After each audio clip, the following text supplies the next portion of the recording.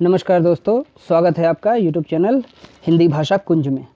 दोस्तों, हम हिंदी साहित्य का इतिहास पढ़ रहे हैं और हमने हिंदी साहित्य के इतिहास का पहला काल यानी आदिकाल, जिसको सामान्य रूप से जाना जाता है, उसके अंतर्गत हमने जो है सिद्ध साहित्य, नाथ साहित्य और जो है आपका जैन साहित्य, इन तीनों को देखा है जो धर्माश्रित साहित्य के अंतर्गत आते हैं। इसके अलावा जो राज्याश्रित साहित्य है उसके अंतर्गत हमने रासो काव्यों को देखा। और इसके बाद जो है इस काल का अंतिम जो चरण है वह है आपका लौकिक साहित्य। तो दोस्तों, लौकिक साहित्य में गद्य और पद्य दोनों तरह की रचनाएं मिलती हैं। वास्तव में लौकिक साहित्य वे हैं जो आपके लोक भाषाओं के ज़्यादा निकट हैं। जिन भाषाओं में, जिन साहित्य में, आदिकालीन रचनाओं में हमें लोक भाषा का जो है स्पष्ट रूप देखने को मिलता है, झलक मिलती है, उसे हम लोक साहित्य कहते हैं। तो आदिकालीन जो लौकिक साहित्य है उसमें दो तरह की रचनाएं हैं, गद्य और पद्य दोनों में। गद्य जो रचनाएं हैं इस काल में आधुनिक आर्य भाषाओं के नमूनों के रूप में हमें 3 पुस्तकें उपलब्ध होती हैं। आदिकाल में गद्य के जो नमूने हैं या आधुनिक आर्य भाषाएं जो हैं, उन आधुनिक आर्य भाषाओं के जो रूप हैं, सैंपल्स हैं, वो हमें 3 पुस्तकों में मिलते हैं। मुख्यतः एक है राउल बेली, जिसको राउल बेल भी कहते हैं, दूसरा है उक्ति व्यक्ति प्रकरण और तीसरा वर्ण रत्नाकर। तो ये 3 जो है, इन तीनों से हमें देखने को मिलता है और ये गद्य के नमूने हैं। पद्य में बहुत दिनों तक जो है अपभ्रंश का ही प्रयोग होता रहा। पद्य में अपभ्रंश के प्रयोग काफ़ी दिनों तक होते रहे, यद्यपि उसमें भी देशी जो भाषाएं हैं, देशीय भाषाओं की झलक हमें मिलती है। पर गद्य के उपर्युक्त तीनों जो ग्रंथ अभी हमने जाने, इन तीनों ग्रंथों में प्राचीन गद्य के नमूने देखे जा सकते हैं, सैंपल्स हम पा सकते हैं। तो पहली जो रचना है राउल बेली, तो राउल बेली जो है वो बेली काव्य परंपरा की प्राचीनतम कृति है। इसमें पद्य के साथ साथ गद्य भी मिलता है, इसलिए बहुत से लोग जो हैं इसको चंपू काव्य कहते हैं। चंपू काव्य यानी गद्य पद्य मिश्रित काव्य को चंपू काव्य कहा जाता है, यानी एक ही कविता में गद्य भी होगा, पद्य भी होगा। तो ये जो काव्य धारा है यानी चंपू काव्य धारा, ये जो धारावती से जो उपलब्ध शिलाखंड है उस पर अंकित है और वो इस समय बम्बई के प्रिंसवेल म्यूजियम में सुरक्षित है।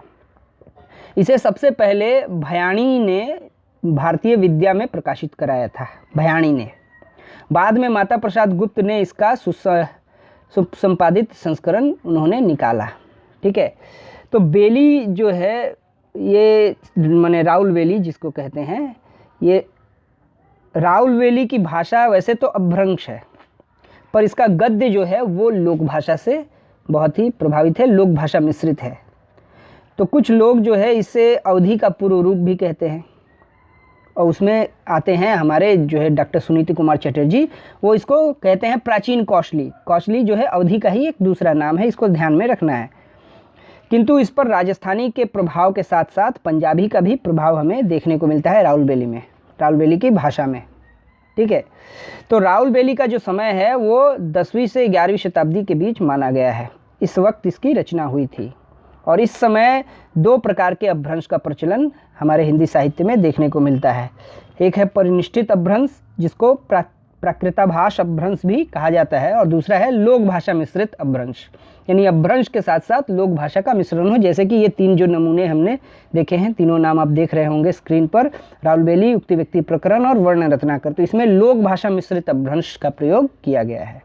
ठीक है, तो अब हम अगली रचना की ओर चलते हैं, उक्ति व्यक्ति प्रकरण। तो काशी और कौशल जो नरेश हैं, महाराज गोविंद चंद्र, उनके सभा पंडित हुए एक, जिनका नाम था दामोदर भट्ट। उन्होंने राजकुमारों के शिक्षार्थ इस ग्रंथ का प्रणयन किया था 12वीं शताब्दी में, राजकुमारों के शिक्षा के लिए, उनको शिक्षा देने के लिए। जो पुस्तक है, इस पुस्तक का नाम पहले उक्ति व्यक्ति था और ग्रंथ की जो कारिकाएं हैं वो कारिकाओं से यही हमें देखकर पता चलता है। तो ये ग्रंथ जो है चूँकि 5 प्रकरणों में बटा था, इस कारण से इसका नाम उक्ति व्यक्ति प्रकरण हो गया। और वस्तुतः जो है ये ग्रंथ राजकुमारों को स्थानीय भाषा का ज्ञान कराने के लिए लिखा गया था। राजकुमारों को लोकल लैंग्वेजेस के बारे में जानकारी देने के लिए इस ग्रंथ की रचना हुई थी। ठीक है, तो इसके बाद हम देखते हैं अगला जो है ग्रंथ माने हिंदी गद्य के अंतर्गत, वो है वर्ण रत्नाकर। तो वर्ण रत्नाकर जो है वो मैथिली का आद्य ग्रंथ माना जाता है, यानी मैथिली जो बोली थी तो उसका प्राचीनतम रूप है ये वर्ण रत्नाकर। उसमें मैथिली का प्राचीन रूप देखने को मिलता है और इसके लेखक हैं ज्योतिरीश्वर ठाकुर। तो डॉक्टर सुनीति कुमार चटर्जी ने इसका रचना काल 14वीं शताब्दी का पूर्वार्ध माना है, यानी फर्स्ट हाफ, यानी 1350 के आसपास इन्होंने माना है इसका रचना काल।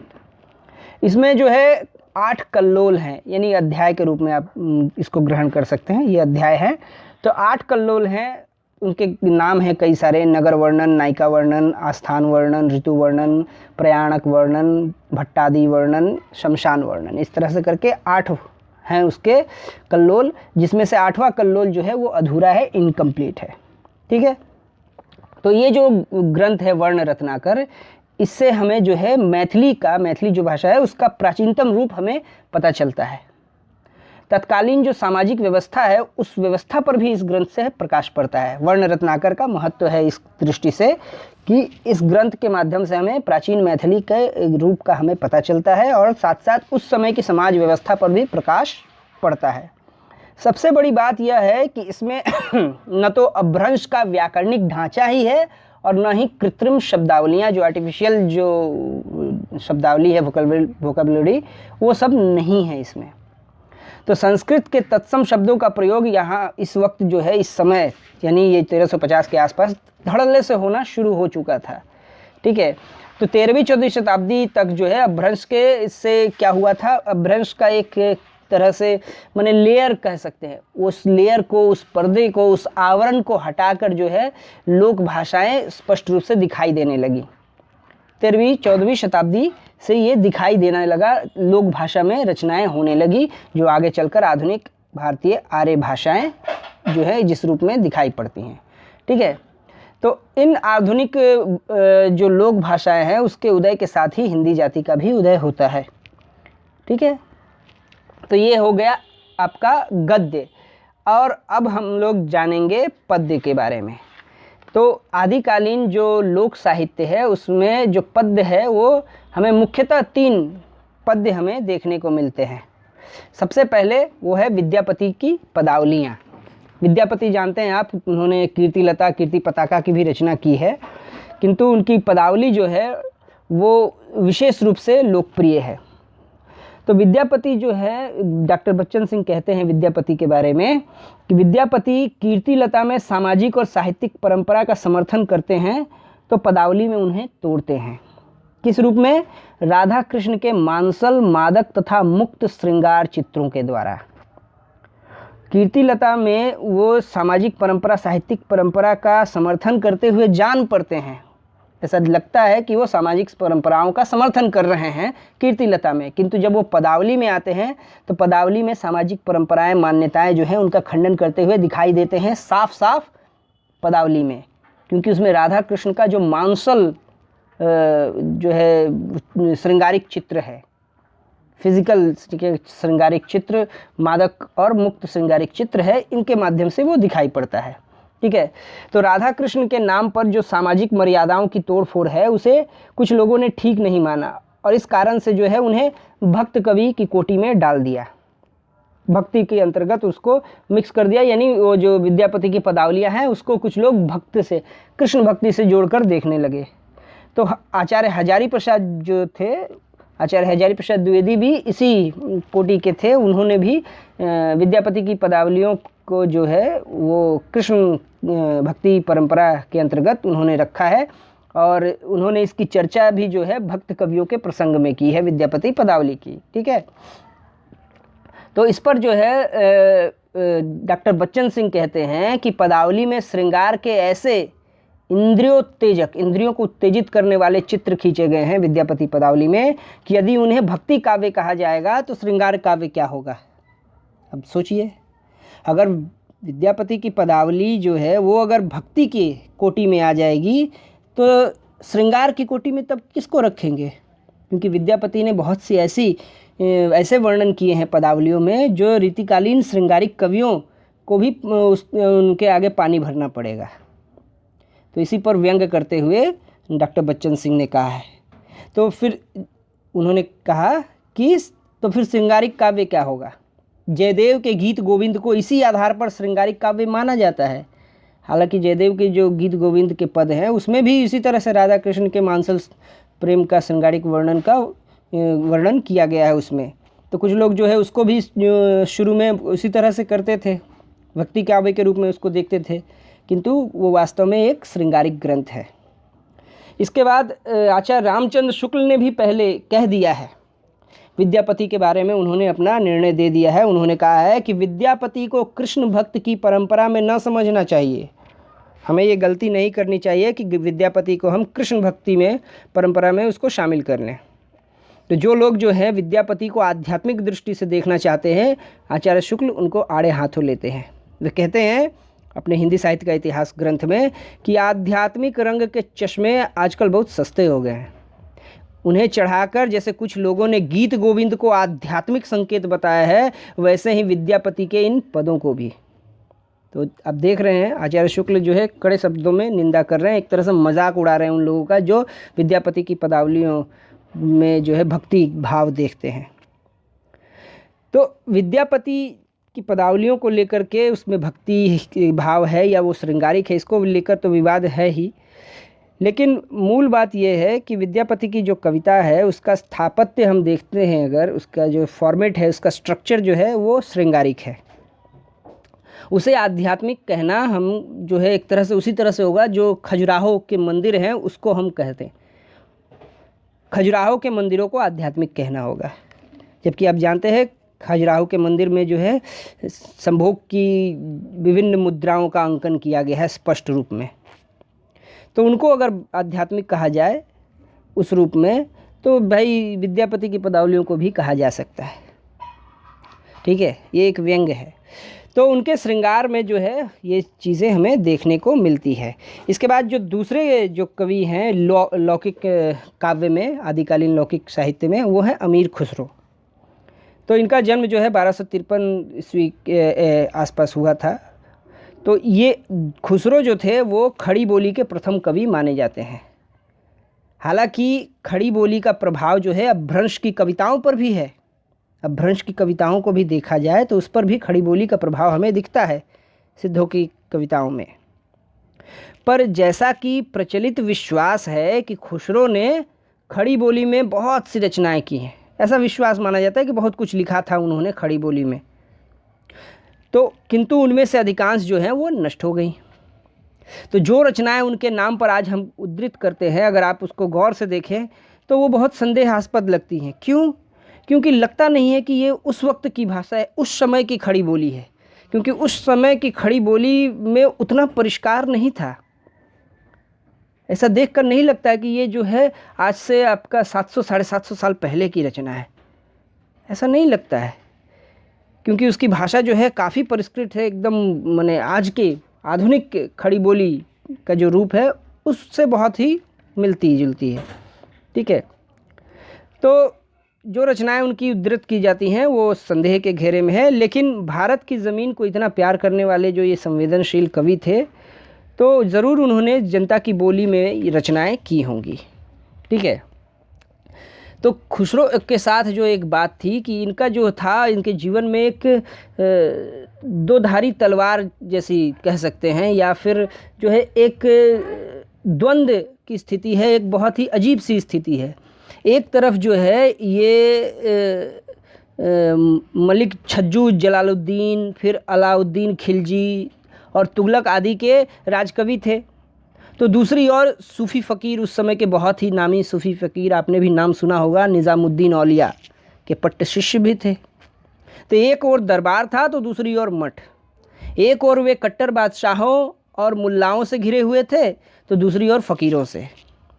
तो ये जो है दरबार और मठ में तालमेल बिठा पाना, कोऑर्डिनेशन कर पाना जो है ये बहुत ही कठिन काम है।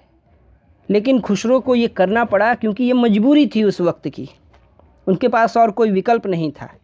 ठीक है, तो खुसरो की जो है वो एक चोटी के विद्वान थे फ़ारसी के।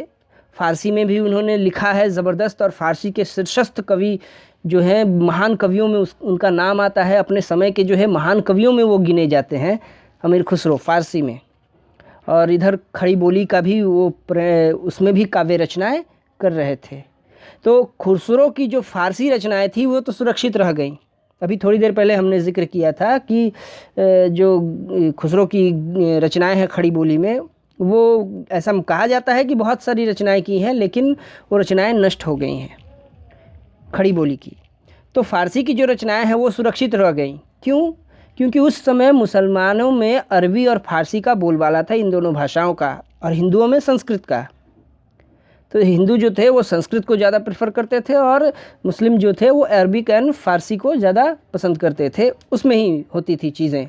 तो ऐसी स्थिति में दिल्ली और मेरठ की जो आम जनता है उसकी बोली, यानी खड़ी बोली जो है, वास्तव में दिल्ली और मेरठ जो इलाका है उसकी, वहाँ की बोली है खड़ी बोली। वहाँ मूलतः वहाँ से उसका उत्स है। तो उस जनता की, सामान्य जनता की बोली में लिखने वाली जो कविताएं हैं उस पर ध्यान कौन देता, कौन उसको संग्रह करता? तो इस रूप में हमें देखने को मिलता है। अब जो है तीसरी रचना, यानी आदिकालीन जो लौकिक साहित्य है उसमें पद्य में, यानी कविताओं में तीसरी जो रचना आती है बहुत ही महत्वपूर्ण, उसका नाम है चंदायन।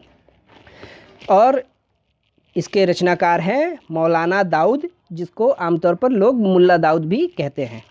ठीक है, तो ये जो है एक सूफ़ी प्रेमाख्यान रचना है। प्रेमाख्यान एक सूफ़ी काव्य जिसका हम लोग अध्ययन करेंगे भक्ति काल में, आगामी काल में, जिस धारा का विकास हुआ।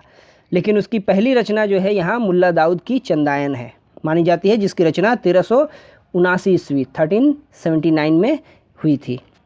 तो यह जो रचना है चंदायन, यह लोरिक और चंदा की लोक प्रचलित प्रेम कहानी पर आधारित है। ये जो है लोक कथा है, सामान्य जनता में प्रचलित है ये कहानी। तो हिंदी भाषाभाषी जनता में इस प्रेम कथा का गायन कई रूपों में होता है, कई नामों से उसका होता है, जिससे जैसे कि लोरिकी कहते हैं, कहीं कहीं चनैनी कहा जाता है, कहीं लुरकायन कहा जाता है। तो इन नामों से आज भी होता है, इस वक्त भी, आज जिस वक्त आप वीडियो सुन रहे हैं इस वक्त भी इन नामों से इनका गायन होता है। ठीक है, तो यह लोकगीत नहीं है, ये वास्तव में लोक गाथा है, लोक कथा है। तो लोक कथा में जो है सामान्यतः क्या होता है, मिथकीय तत्व जो है वो प्रमुख हो उठता है। मिथक, माइथोलॉजिकल, जैसे कि महाभारत के जो कैरेक्टर्स हैं वो माइथोलॉजिकल हैं। ठीक है, पुराणों के कैरेक्टर्स वो सब माइथोलॉजिकल्स हैं। तो वो माइथोलॉजिकली चीज़, उसमें एक चमत्कारिक भाव चला आता है, तो ये मिथक बन गया है। तो हिंदी भाषाभाषी क्षेत्र का जो पूर्वांचल इलाका है, जैसे कि मान लीजिए मिर्ज़ापुर हो गया, बलिया, भोजपुर, या फिर संथाल परगना, भागलपुर, ये सब जो इलाके हैं पूर्वांचल के भारत के हिंदी भाषी क्षेत्र के, तो इन पूर्वांचलों में जो है यह लोक कथा लोरिक और चंदा की ये अत्यंत लोकप्रिय है। तो दाऊद ने, यानी मुल्ला दाऊद ने, मौलाना दाऊद ने चंदायन जो रचना की है, इस चंदायन में इसी कथा को उन्होंने अपनाया है, किंतु उसको एक सूफ़ी रंग दे दिया है। ठीक है, तो ये मुल्ला दाऊद की चंदायन थी। अब चंदायन की थोड़ी कथा अब देख लेनी चाहिए, उसका छोटा सा नमूना कि क्या कहानी क्या है एकदम। तो चंदा जो है, चंदा वो गोबर, एक जगह है, गोबर के राजा सहदेव महर की परम सुंदरी कन्या थी, बहुत ही खूबसूरत थी वो। और एक ज्योतिषी जो था, उस ज्योतिषी के कहने पर उसके पिता ने उसका विवाह जो है कर दिया एक अल्पवयस्क बौने से, जिसकी उम्र भी कम थी, वो बौना भी था, शॉर्ट हाइटेड था, काना भी था, उसकी एक आंख भी नहीं थी, प्लस वो नपुंसक था, यानी वो पिता बनने के योग्य नहीं था। ऐसे व्यक्ति से उसकी शादी कर दी गई। तो जनरली जो है आप मान लीजिए ये कि क्या होगा परिणाम, चंदा जो है वो पूरा एकदम छोड़कर चली आई अपने पिता के घर नैहर। तो महर जो था, वो जगह महर पर एक दूसरे राजा ने चढ़ाई कर दी, आक्रमण कर दिया। तो वहाँ पर जो है एक सामंत रहता था लोरिक, उसकी सहायता से जो है महर ने शत्रुओं को मार भगाया। तो लोरिक की वीरता को देखकर, उसके रूप को देख करके जो है चंदा, और चंदा को देख करके लोरिक, दोनों जो है मुग्ध हो गए, प्रेम हुआ। एक रात क्या हुआ, लोरिक चंदा को लेकर कलिंग भाग गया। चंदा के रूप लोभी जो थे, जो उसके रूप के बहुत अद्वितीय सुंदरी तो थी ही, तो बहुत से लोग जो है उसे प्राप्त करना चाहते थे, इसलिए उन्होंने लोरिक पर आक्रमण किया। लेकिन लोरिक ने जो मारा है ना भाई, छक्के छुड़ा दिए हैं, सबको मार के भगा दिया। फिर वो कलिंग से वापस लौट आया और उसको साथ लेकर, अपनी पत्नी को साथ लेकर रहने लगा। तो यहीं पर कथा जो है समाप्त हो जाती है। ये मूल कथा है और आगे आगे बढ़ती है कथा, लेकिन वो इस रूप में नहीं, वो खंडित है और उसका कोई विशेष महत्व भी नहीं है। मूल कथा यहीं तक है, ठीक है। तो चंदायन जो है पहला सूफी प्रेमाख्यानक है या नहीं, ये महत्वपूर्ण बात नहीं है। जैसे अभी थोड़ी देर पहले हमने जिक्र किया कि चंदायन को जो है पहला सूफी प्रेमाख्यानक मानते हैं बहुत से लोग, लेकिन इसको लेकर के विवाद भी है कि सूफी प्रेमाख्यानक नहीं है ये। तो ये है या नहीं, ये इम्पोर्टेंट नहीं है, इसका कोई विशेष महत्व नहीं है। इसका महत्व ये है कि इसने आभीरों की जातीय कथा को अपना जो है मूल जो है अपना कंटेंट उसने बनाया, और उसका सामाजिक महत्व क्या है इस बात को हम देखते हैं। अभी तक जो है जितने भी वीर काव्य लिखे गए, इस तरह के काव्य लिखे गए, रासो काव्य आदि, तो वो उसमें राजपूत के जातीय शौर्य का वर्णन किया जाता था। राजपूत जाति, वीर बहादुर, जंग बहादुर, फिक्करनाट, तो उनका वर्णन किया जाता था। और उनमें जो है स्त्रियों की अपेक्षा पुरुषों का पराक्रम अधिक दिखता था, ठीक है। पद्मावती वगैरह तो है ही। तो थोड़ी बहुत स्वतंत्रता स्त्रियों ने प्राप्त कर ली है, पर चंदायन में तो एकदम गजब का सिचुएशन है। पति क्लीव है, पति जो है वो बिल्कुल मतलब एकदम नॉट सूटेबल नहीं है, वो नॉट एबल, जोड़ी एकदम बिल्कुल नहीं जम रही है इस तरह से। फिर से अल्पवयस्क भी है, बहुत बुरा पात्र है, अल्पवयस्क है। और समस्या यहाँ पर उत्पन्न खड़ी होती है कि ऐसी स्थिति में स्त्री क्या करे जब उसका पति पूरा तरह से क्लीव हो, यानी बहुत बुरा हो, बहुत ही दोष से भरा हो, पूरी तरह से दोष का खजाना किसी तरह से जो है उसके साथ रहा कैसे जाए। तो ऐसी स्थिति में स्त्री क्या करे, आज के डेट में भी अगर इसको ध्यान में रख कर देखें तो ब्राह्मण धर्म के अनुसार पति चाहे जैसा भी हो, पत्नी को उसका अनुगामी होना चाहिए, ये माना जाता है। और एक फिल्म भी आई थी, वो मुझे फिल्म का नाम याद नहीं है, उसमें ऋषि कपूर है और जो है फराह खान जैसे हैं, फरहनाज क्या नाम है नायिका का। तो उसमें एक जो है टेढ़ी चोटी वाली महिला है, उसमें एक गाना आपने सुना होगा, भला है बुरा है जैसा भी है मेरा पति मेरा देवता है। इतना बकवास जो है ये थिंग, क्या मतलब है, जैसा भी है जो भी करे सब ठीक है, सब चंगासी। तो इतना बकवास कॉन्सेप्ट है।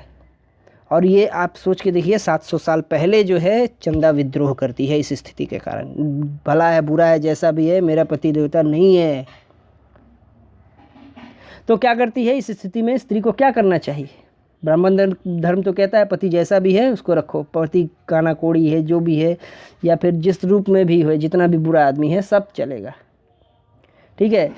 तो यद्यपि इसका अपवाद भी एक आध मिल जाता है एक्सेप्शंस के रूप में, फिर भी यह जो है जनरली क्या है, ये अनुगामी होने में ही स्त्रियों की नियति है, उनका भाग्य है। आपने गांधारी को तो देखा होगा, पति अंधा तो हम भी आँख पे पट्टी बांध ले, हम भी अंधा, हम काहे को देखेंगे। अरे बाबा तुमको तो आँख खुली रखनी चाहिए, तुम्हारे आँख की ज़रूरत तो अब और ज़्यादा होनी चाहिए थी। तो पति तुम्हारा अंधा, उसको रास्ता दिखाना है, ये नहीं अंधा बना तो मैं भी अंधा बन गई, वो भी गड्ढे में जाएगा मैं भी जाऊंगी उसके साथ। वाह क्या मस्त। तो क्या होता है, इस तरह की स्थिति है। तो लोरिक वास्तव में क्या है, विवाहित है, वो उसकी शादी हो चुकी है पहले ही, लेकिन चंदा जो है उसके साथ समाज को चुनौती देती है और उसके साथ भाग खड़ी होती है। और पहल भी पहले चंदा करती है, यानी वो ही फर्स्ट अप्रोच करती है लोरिक से, यानी प्रपोज जिसको कहते हैं, फर्स्ट वही प्रपोज करती है। आज की भी डेट में बहुत सारे ऐसे लोग हैं कि इस तरह का मानते हैं लड़कियों को पहले प्रपोज नहीं करना चाहिए, शर्म लाज गहना, ये क्या है। तो इस तरह की चीज़ें हैं, ठीक है। तो चंदा पहल करती है और सामंती जकड़ में फंसी हुई स्त्री की यह चुनौती, समाज की जो मर्यादाएं हैं, जिसको कहा जाता है मर्यादा, लोग बोलते हैं मर्यादा में रहना, उसको कच्चे धागे की तरह तोड़ देती है वो। अन्य जो प्रेमाख्यानक काव्य हैं उनकी तरह इसकी भाषा भी जो है अवधी है। जितने भी प्रेमाख्यानक काव्य हैं जिसमें प्रेम का आख्यान किया गया है उनकी भाषा जनरली अवधी है, इसकी भी भाषा अवधी है। और इससे जो है एक बात बिल्कुल स्पष्ट हो जाती है कि 14वीं शताब्दी के अंत में जो देशी भाषाएं थे उनका उदय हो चुका था और उनमें काव्य सृजन भी होने लगा था। एक तरफ मैथिली में विद्यापति लिख रहे थे, वहीं दूसरी तरफ जो है खड़ी बोली में खुसरो लिख रहे थे, और तीसरी तरफ यहाँ मौलाना दाऊद अवधी में रचना कर रहे थे। यानी लोक भाषाएं उदित हो चुकी थी 14वीं शताब्दी तक और उसमें रचनाएं भी होने लगी थी। ठीक है, तो दोस्तों हमने ये देख लिया आदिकालीन लौकिक साहित्य की झलकियाँ कुछ, और ये हमारा आदिकाल यहीं पर समाप्त होता है। इसके बाद हम लोग भक्तिकाल का प्रारंभ करेंगे। तो आज के वीडियो में इतना ही। आशा करता हूँ आप लोगों को वीडियो पसंद आया होगा। धन्यवाद।